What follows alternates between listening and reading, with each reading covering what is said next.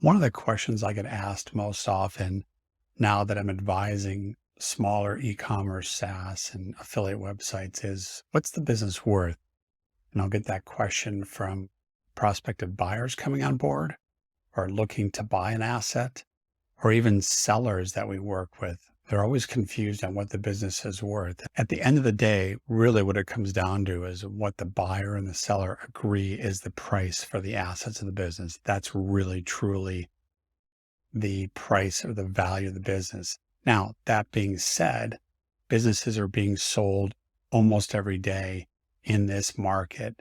And so when you have that much volume going through the marketplace, there are entities who are tracking this. And yes, they're private sales, but there are still some information available. And so at that point, you're able to pull out enough data to come up with comparables or multiples on what businesses are worth. Also, another way to look at how to value a business. It's going to be a multiple of either revenue and or profit. And profit will be defined as either EBITDA, which is earnings before interest and income taxes and depreciation. But if you're a smaller business, a lot of times it's going to be factored as a multiple of seller discretionary earnings, otherwise known as SDE.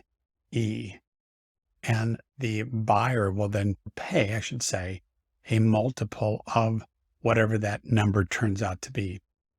Now, in this space, a lot of businesses, like especially e-commerce or even SaaS businesses, it's a little bit different than your traditional public stock market because you'll see a multiple based on a monthly number.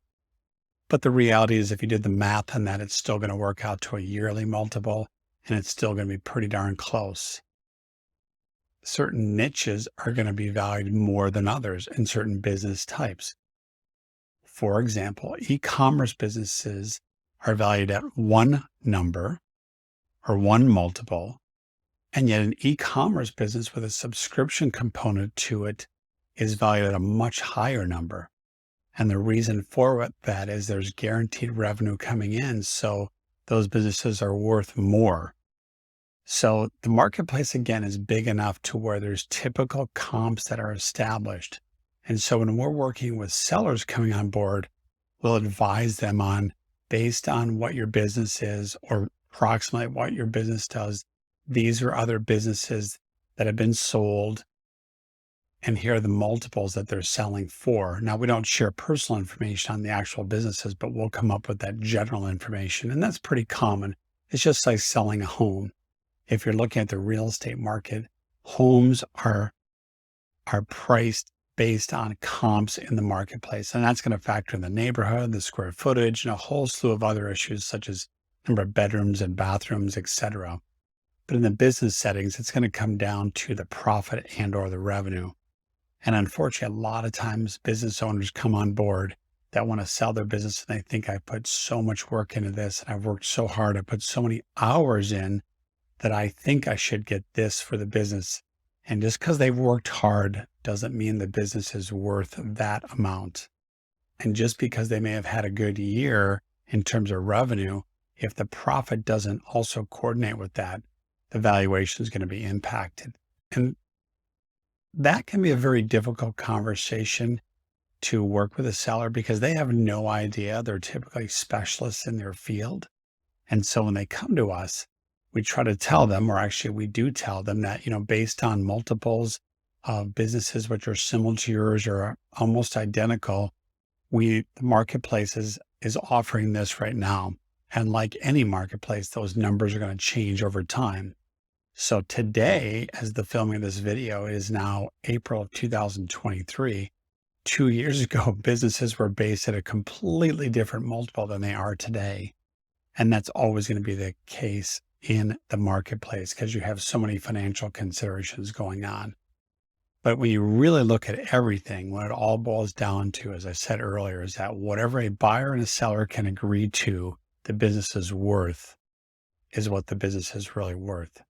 And what everybody else thinks is irrelevant. You could have multiple prospective buyers coming on board saying it's not worth what it's listed for or what they eventually end up selling it for, but that's their opinion.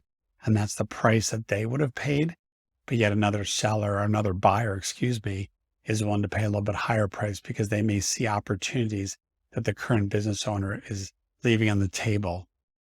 And many times that happens because the business owners just don't know what they don't know. And so I see this time and time again that they do leave a lot of money on the table. So in any event, if you are a small e-commerce, SaaS, or even affiliate website, and you're struggling right now and you're just thinking, maybe I should just sell and get out, but you have no idea what your business is worth, go ahead and drop a line below or send me a DM and we can set up a time to chat. And I can give you some ideas on roughly what your business is worth, but we're still not going to know until we put it in the marketplace.